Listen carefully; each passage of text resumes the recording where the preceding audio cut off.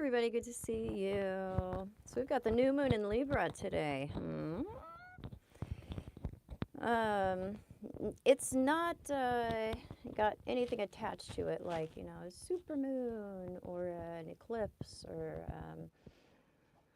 you know, something that has some bells and whistles attached to it. But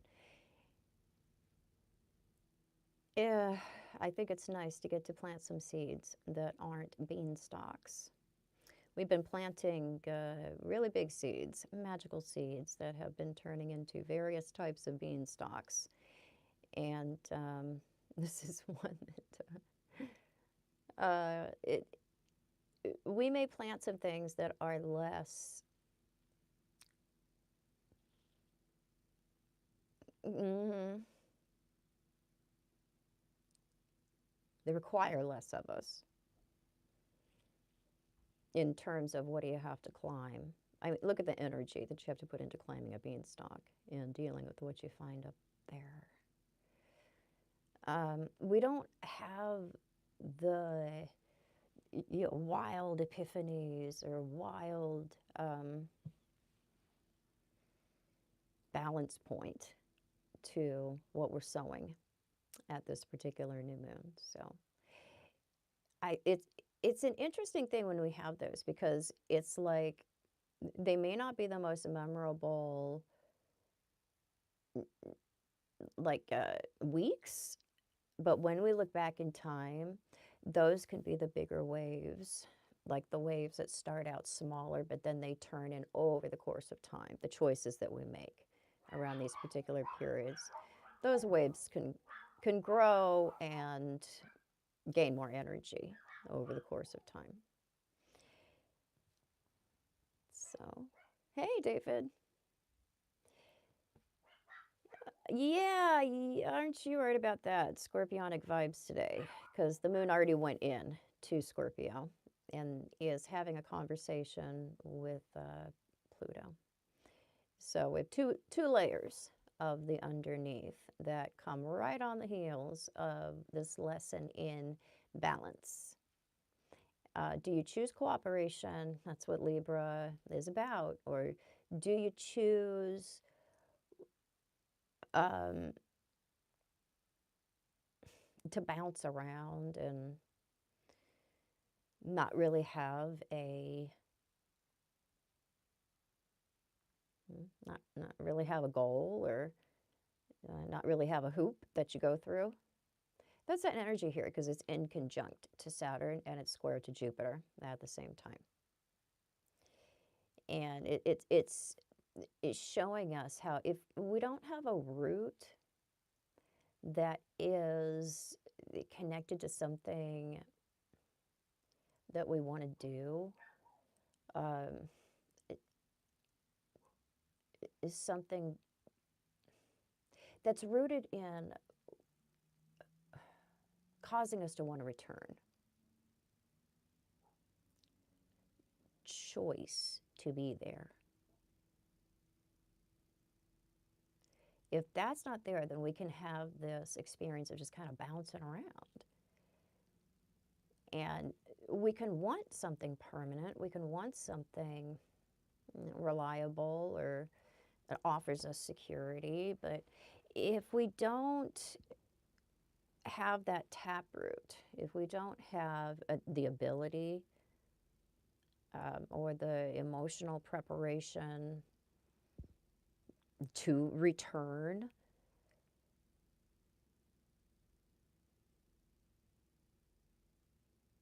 then we experience that very weird paradox that we get with an in conjunction.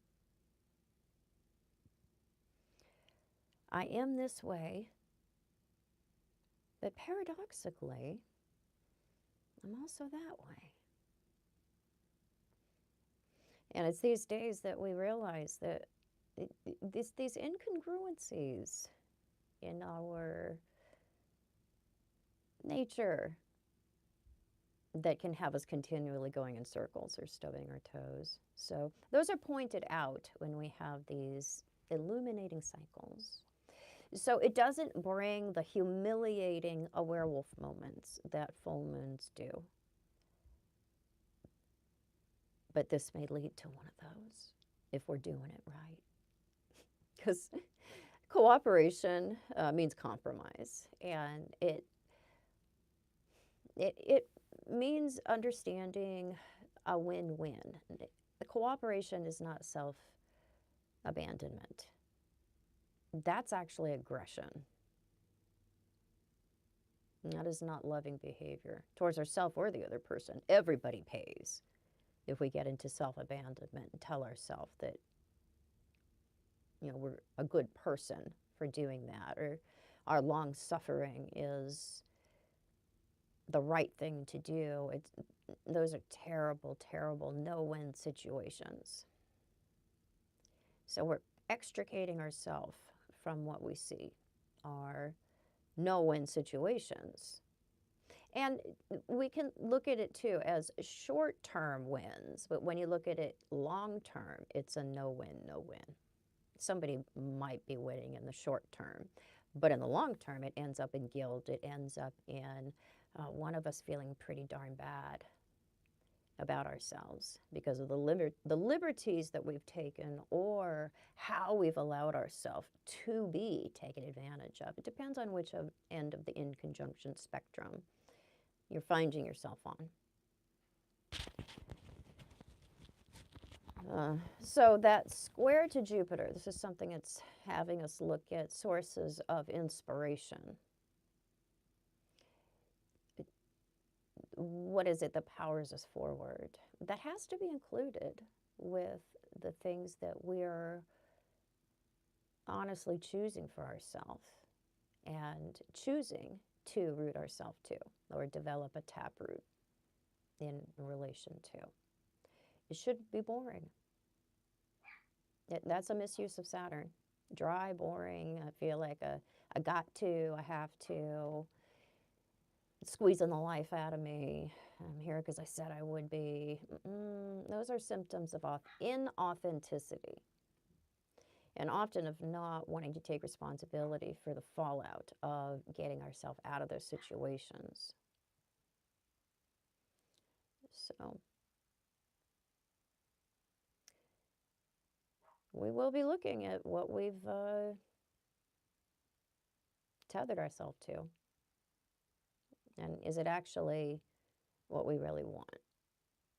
Or is it how we're justifying a certain pattern of behavior or a certain life view? And we may outgrow that rather rapidly with Jupiter involved and decide that we're not going to believe our own minds. Because that's what our stories are. They're stories in our own minds.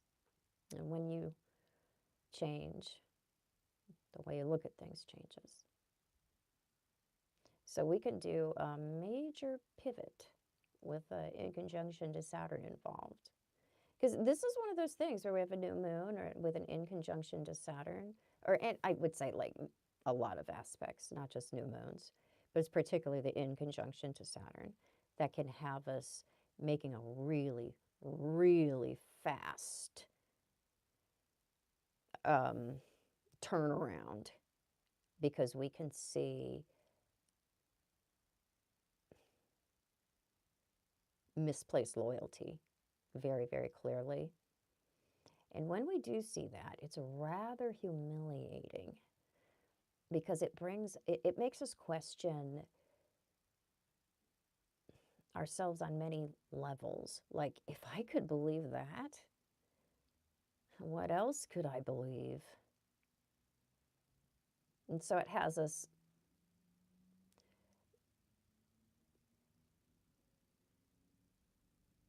looking into a few directions regarding what it is that we think is worth being loyal to. But with Jupiter not far behind, it's very easy to find other sources of inspiration. Hey, Denisa.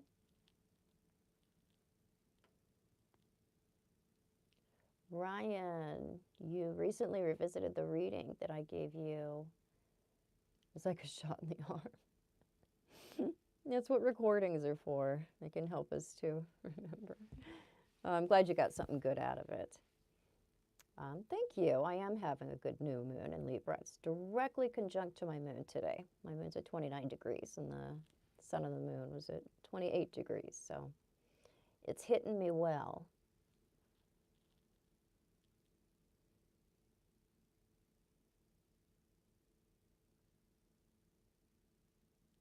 Oh, Imogene, not a fan of the transiting dark moon like that. Yeah, it does bring up some complexities in our day that typically we don't have to negotiate.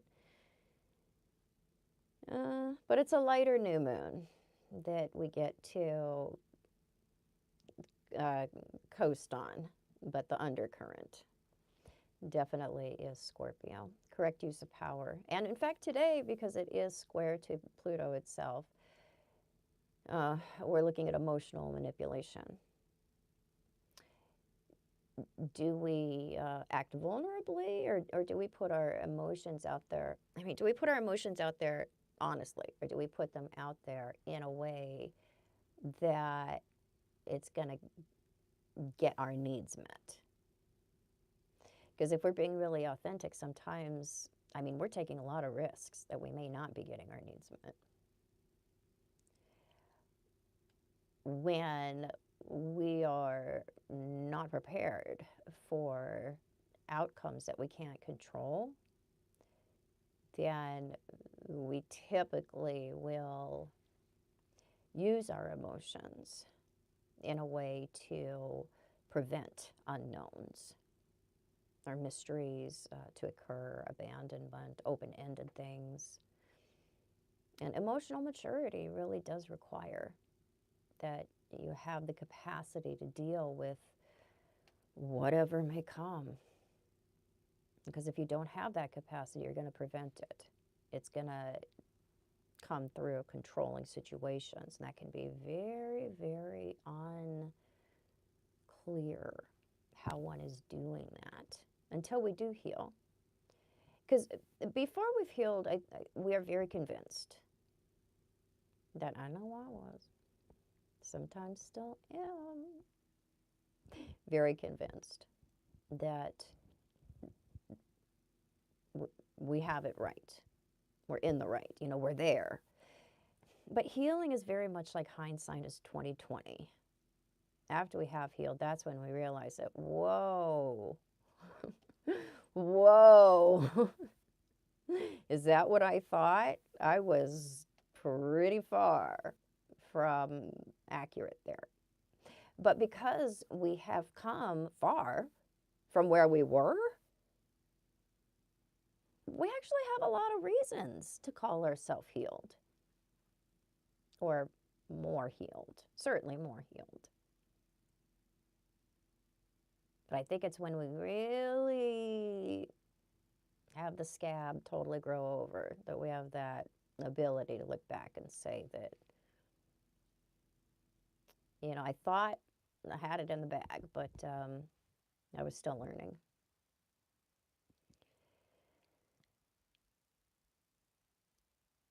So, Scorpio stuff.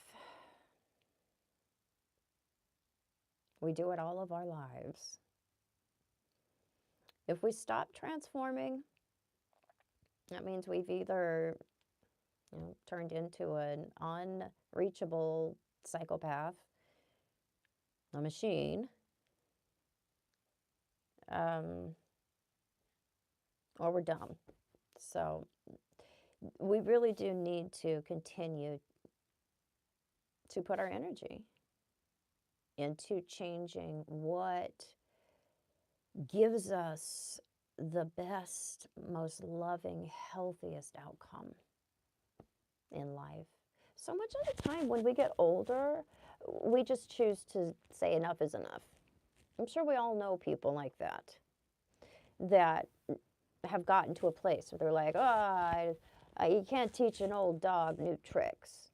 Or I just don't have any more change in me. Or, I'm just going to let that go because, I just can't I just can't do it again. You know, I changed once and I just can't do it. I can't do it anymore. And that's really making a conscious choice to stagnate.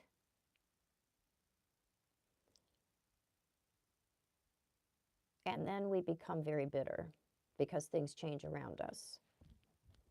They aren't what they used to be. They aren't what they should be.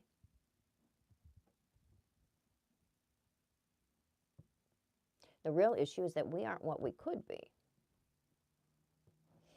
We aren't continuing to put our energy into our highest, best potential. We're just choosing to settle. And that is where we fail our Saturn lessons. We get an F. Big ol' F you on our Saturn test. Because the point of it all is evolution.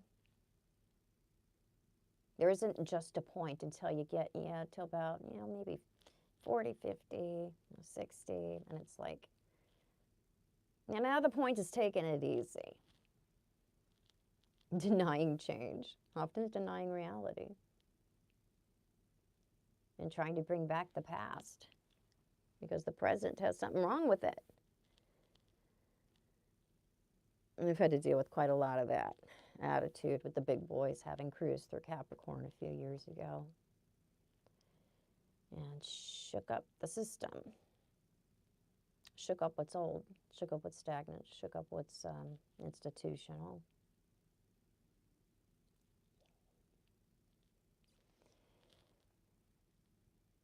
Ariana, what's up?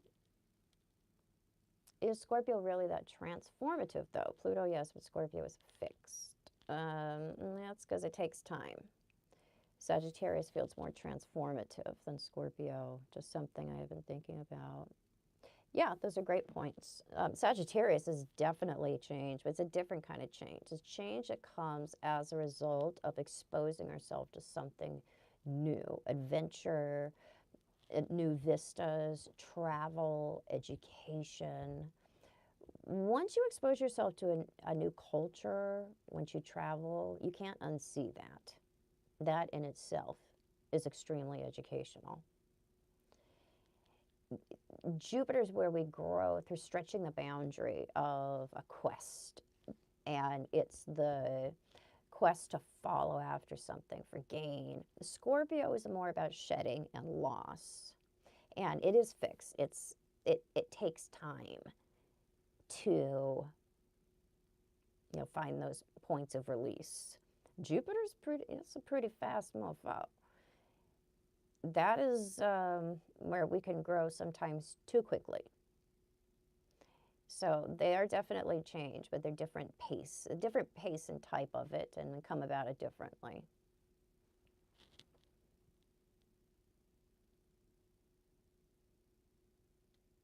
Yeah, galactic woman, I would say. Well, I say with Jupiter we can snap back. Scorpio, once we actually do transform, we can't wear that skin again. We can't. I mean, it's done. We've split that skin. Hey, Christina. Entol, it's your lunar return. I also am somebody who's enjoying that. Oh, do you mean in your progress chart? Perhaps. Maybe I'm misunderstanding you. Galactic woman, your birthday's on 25th, first degree Scorpio.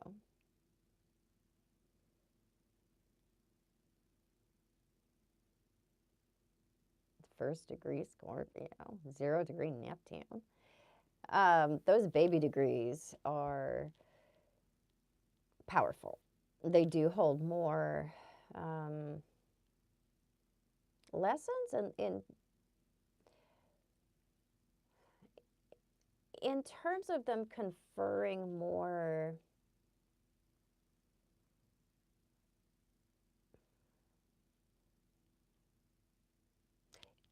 issues around, it's not spontaneity, it's reactivity. Because as we go through the degrees, we gain experience. Everything is a circle within a circle. So we have the entire wheel within that 30-degree sign.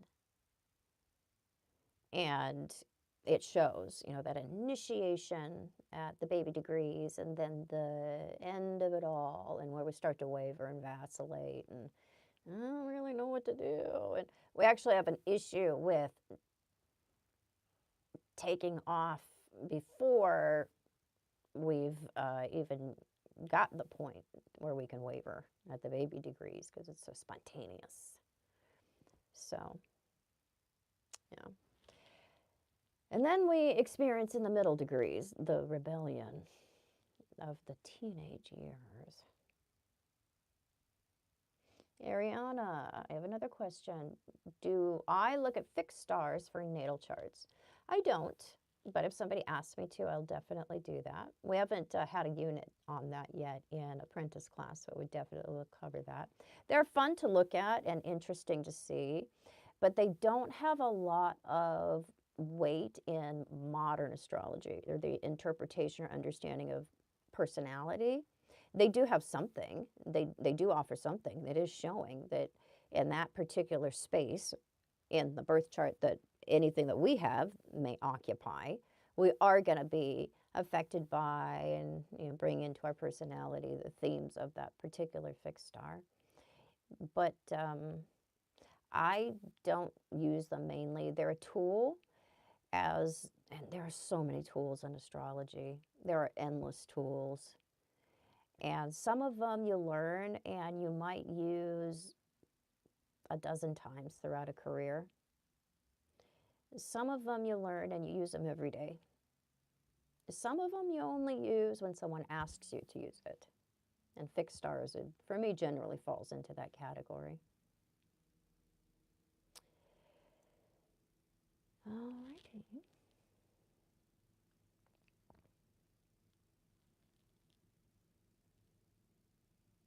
All right, so I am doing the final edit on my book today, guys, and I'll let you know when that is available. It'll go out to the people signing up for the natal chart course first, because it is the accompanying manual to that, but I also designed it as a standalone book, which more in the form of an art book. It's very unusual. It's a serious in conjunction, where it's complex information but it's in the form of an art book. So you usually don't see those two things together. Textbook and art book is usually one or the other. But I get to do it the way I want to do it. So that shit ain't going to be boring. Denise, a bit more on baby degrees. What could sun at 0 degrees 8 minutes ask from the chart owner?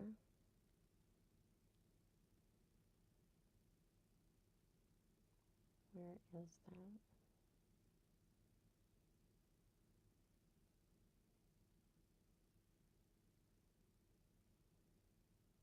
that? I think you're rewriting it. A little bit more about what my synastry reading would be like if you book an appointment. What should you expect? Well, it depends on what you're after. What do you want to know? That's the first thing I'll ask you. What is it that you want to get out of the time? And then that's how I'll direct things. And when we look at synastry, we first look at the natal charts of the two people or more, depending on how many people we're analyzing. So first look at the natal charts and see what we're dealing with both people, and see what particular complexes are there, what difficulties. So I know when we put the charts together, do the chart-to-chart comparison, how exactly you're figuring in to each other's strengths or weaknesses. So we look at the natals, then we look at the chart-to-chart synastry, then we look at the composite chart. And I make sure that we reserve plenty of time for the composite chart because that's the big daddy. That is, if you have to just look at one thing ever concerning compatibility, that would be the one thing. Everything is important. It all gives us ideas and clues about the rhythm and the pace and the potentials and the pitfalls of a particular relationship. But the composite chart is really where it's at in terms of, what is this going to do to the two of you? How are you going to end up as a result of this particular connection? So that's what we look at, my dear. And if there's anything else pertinent, sometimes I'll bring up like, the transits to one or the other of the charts if that's something that I see that we need to look at.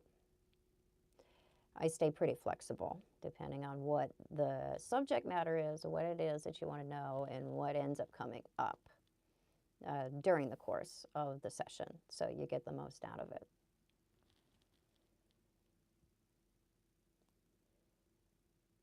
Okay, guys, I am going to get going so I can do some more editing. Oh, Ariana, you've got another question. Does transiting Saturn conjunct composite south node indicate breakup? It not in itself. It can if things are already in that process, if that's the way things are going, and if that is the timing of things. It's not going to indicate that for everybody, but it is one of the things that's showing that divine timing may have struck for this particular couple in terms of needing to let go of certain karmic patterns or even certain loyalties, commitments to each other. So for other people where separation isn't in the cards for them, or it isn't that happening at that time, it is showing a karmic clearing that both people are going through so they can take better responsibility for their participation in the relationship.